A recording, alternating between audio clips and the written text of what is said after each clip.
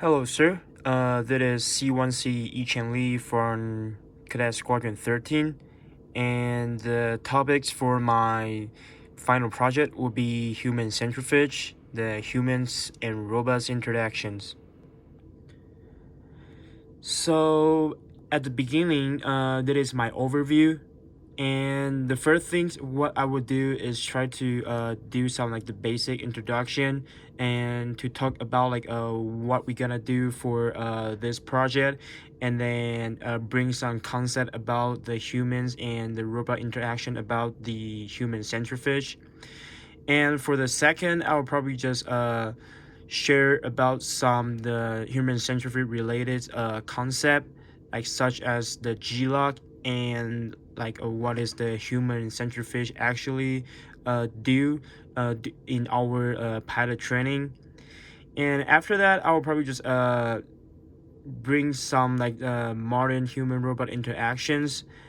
And after that, we'll discuss about the pros and cons for like the modern strategy.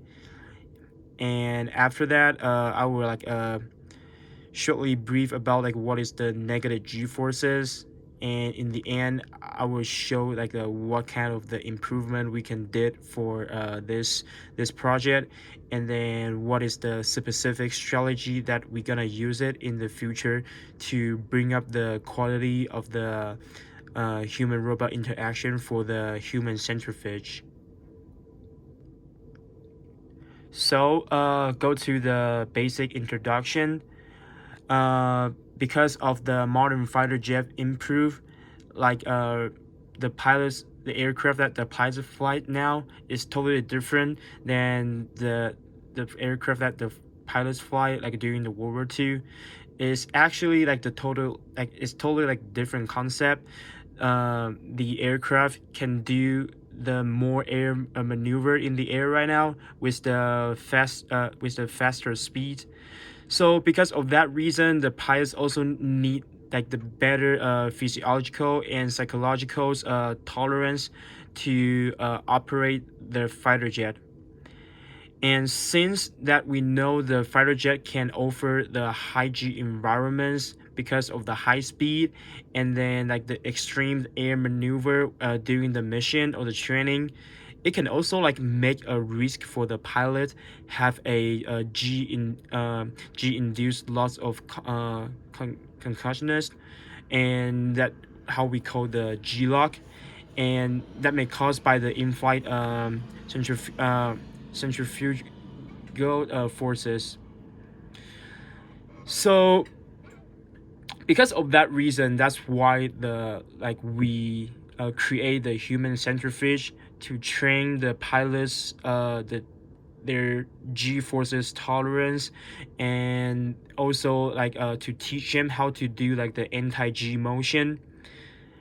So after that, we're going to discuss about like what is the human robot interaction nowadays between the humans and the human centrifuge, and like based on the basic knowledge we know from the human centrifuge, we can think about like what is the future improvement that people can do to upgrade the quality of the human robot interaction for the humans centrifuge.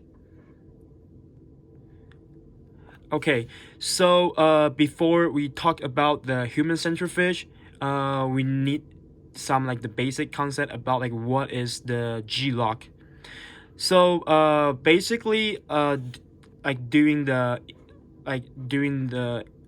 air mission, when the aircraft like are in the high speed and with the extreme maneuver, that will makes the pilots blood flows from the head to the leg, and because of the blood volume of the brain is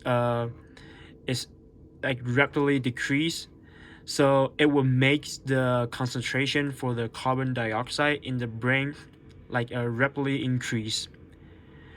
So because of that increasing, the visual organ is also affected by the some like a hypoxia, and also like the unbalance between the CO2 and the oxygen, and that will make the human's brain like shut down.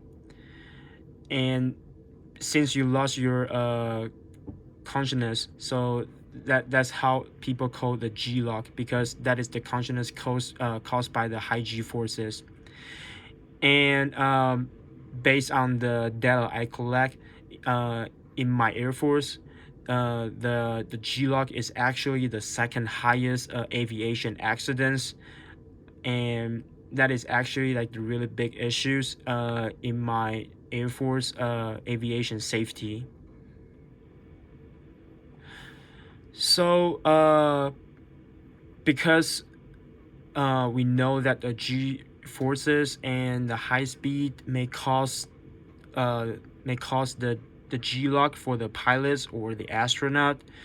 So to prevent that happens, people had to understand how to do the like anti-G motion, and like they also had to increase their ability for the G forces tolerance, and also they have to know how to wear the anti-G suit correctly, and also like to prevent that happens, and also like increase those ability. That's why we create the human centrifuge. So what is actually the human centrifuge is?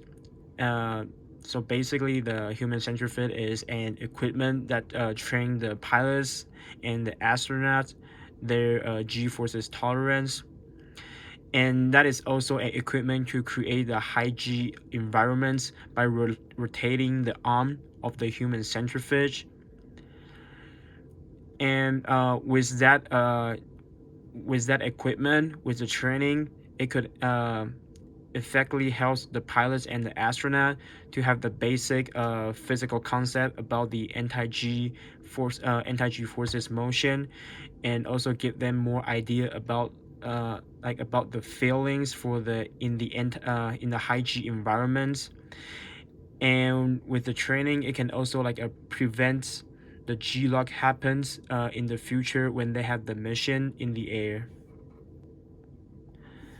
So now we are going to discuss like what is the human robot interactions now for the between the human and the human centrifuge.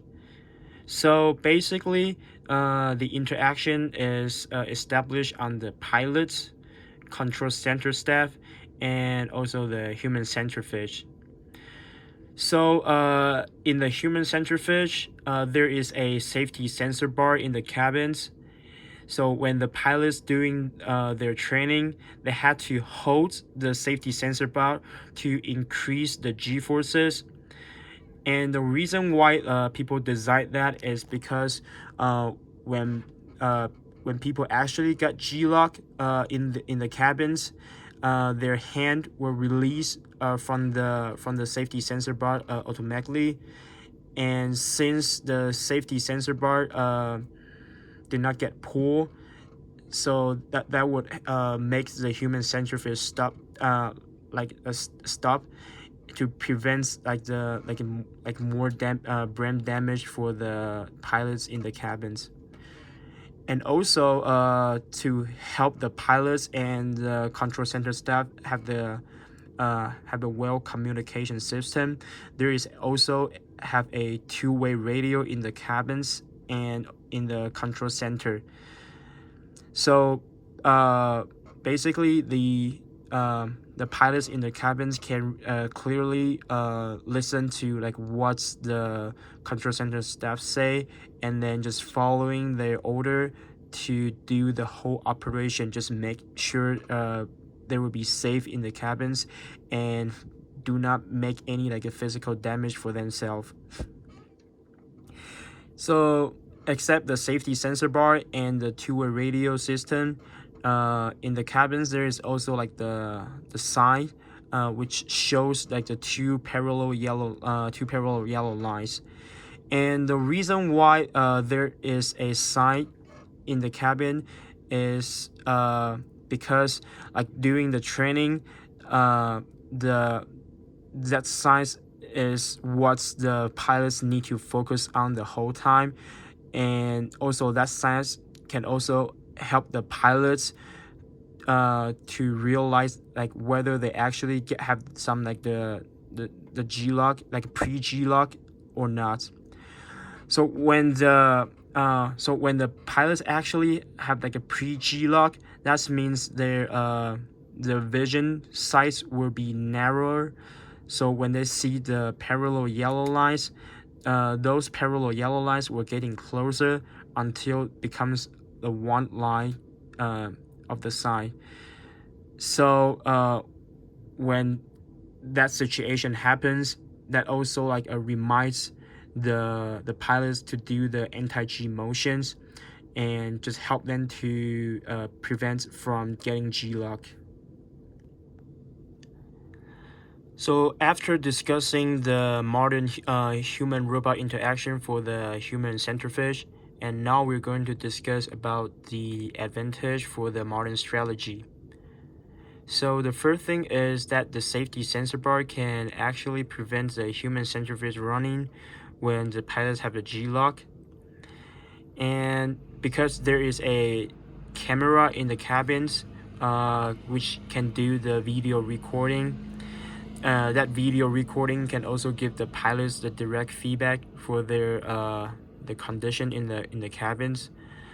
So as we can see in this photo, that is actually like the video recording looks like, and it's not only just recording like the pilot's physical reaction in the human centerfish, but also shows the exact date and the time, and also like the G forces in the cabins. So that can help the pilots have more concept. If they actually got the G lock in the training, they can they have like a more idea about like what is the G forces, what is the highest G forces to cause them getting G lock. And in the video they can also like do the reviewing to see like whether they do the correct anti-G motion, and also like whether they do the correct like the whole like anti-G procedures. And because there is a two-way radio, it can also like make a easy communications between the pilots and the control center. So based on this factor, overall, we can say the human centerfish is actually the high safety quality training equipment for the pilots. So after we discuss about the advantage for the modern strategy, and now we have to discuss about the disadvantage for the modern strategies. So the first disadvantage, which is actually the biggest disadvantage for the human centerfish, is even though the human centerfish can create a high G forces environment for the pilots, the G forces environments from the human centerfish is still like different to the real flight. And the second disadvantage, which is actually important, is because of the technology developments, they still cannot create the negative G forces environment from the human centerfish. And we were going to discuss like what is actually the negative G forces due to the pilots in the later slide. And the third disadvantage is the human centerfish now is still cannot collect too much data. So based on the modern strategy, the human centerfish we have now can just only record the pilot's physical reaction in the cabins, and also records the G forces that they have at that time. But that's it. We do not have like too much ability to collect like the extra data. And the fourth disadvantage for the human centerfish is actually like Even though they have some like a humans and robot interaction between the human and the human centerfish, but the pilots in the cabin still like relies on the control center like too much, like the way more than having a interactions with the human centerfish. And the last disadvantage is actually that big costing training equipment just offer the G tolerance training, and that actually makes the training go like too monotone. So since we discussed about that the human centrifuge now cannot create a negative G forces environments for the pilot training, then we're going to discuss like why it is so important for the negative G forces to the pilots. So the first thing is that actually human have the less negative G forces tolerance than the positive G, just because the environments that we are living is actually the positive G. So that is the main reason why we can get used to the positive G easier than the negative G. And that is really important because in the aircraft, it is possible to create the negative G for the pilots. And the second issue is actually G lock can happen easier on the negative G to positive G, or the positive to negative G transforming. So that means like, for example, if a pilot he can tolerate the G forces from the 0G to 9Gs, then he may have the opportunity to get a G lock from the like negative 2G to the positive 2G. And the third factor for the negative G forces is actually negative G forces can also cause the G lock and the red out. And what is the red out? That is actually you make too much blood flow into your brain, so your whole vision will becomes the red. The fourth factor for the G-force is actually the both red out and the black out, which causes from the positive G-forces can fatally damage the human's brain. And the last one, and I would say which is one of the most important one, is that the anti-G system now cannot prevent the negative G lock. So based on the disadvantage that we've been discussed, because the pilots do not have like too much human and robot interactions with the human centerfish. To be honest, I would say actually the human centerfish is still not good enough to be defined as a robot. Probably it's just a machine for the training. So for the next slide, we are going to discuss like what kind of improvement that we can do to make the human-centered fish becomes more like a robot. So focus on the disadvantage for the human-centered fish, and also like the importance for the negative G forces. These are like what our improvement goal should be to upgrade the humans and robot interactions for the human-centered fish. So the first one is that people should focus more interaction concept between the pilots and the human center fish, more than just the pilots and the control center staff. And the second will be, since that's the training system for the human centerfish is too like monotone, and also the human centerfish cannot collect like the too much details data. So what we can do is try to increase the usability and the functions for the human centrifuge.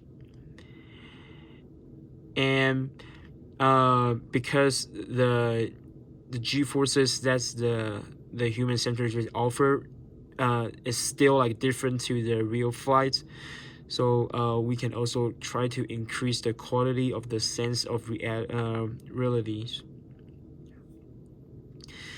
And the fourth one, which is uh, important, that is we can also think about how to create the negative G forces environments for the human centrifuge in the future. And overall, the last one, although the human centrifuge now already have the really high quality for the safety, we still can make some improvement to upgrade the quality of the safety for the human centrifuge in the future. So focus on the disadvantage for the human centrifuge, and also like the importance for the negative G forces. These are like what our improvement goal should be to upgrade the humans and robot interactions for the human centrifuge. So the first one is that people should focus more interaction concept between the pilots and the human centrifuge, more than just the pilots and the control center staff. And the second will be, since that's the training system for the human centrifuge is too like monotone, and also the human centrifuge cannot collect like the too much details data. So what we can do is try to increase the usability and the functions for the human centrifuge. And because the G forces that's the human centrifuge offer is still like different to the real flights. So we can also try to increase the quality of the sense of realities. And the fourth one, which is important, that is we can also think about how to create the negative G forces environments for the human centrifuge in the future. And overall, the last one, although the human centrifuge now already have the really high quality for the safety, we still can make some improvement to upgrade the quality of the safety for the human centrifuge in the future. So for the last slide, we discussed about the improvement goal that we can do for the human centrifuge to increase the humans and robot interactions ability for the human centrifuge.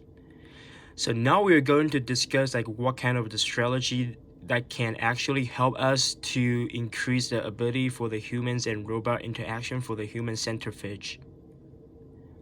So the first strategy we're going to discuss is the electromyography. So basically, the electromyography is the electrical method to do the examination for the nerves and muscles. And this kind of the strategy have been widely used in the medical situation. So to talk more details about this strategy is basically the tester will put the muscle sensor and the nerve detector on the human's body to detect the muscle strengths and the nerve reactions.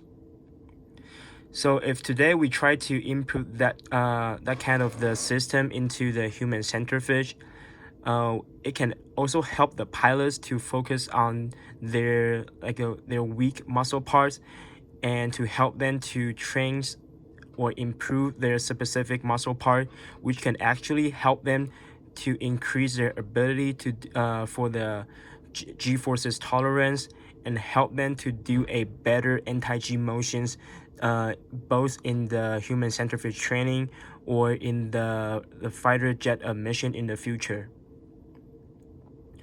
So because of that system, that means it also increased the ability for the human centrifuge data collections. And additionally, because of those data collections, both the control center staff and the pilots, they may have more a concept about the anti-G motions and the relationship between the muscle parts and the human's G forces tolerance.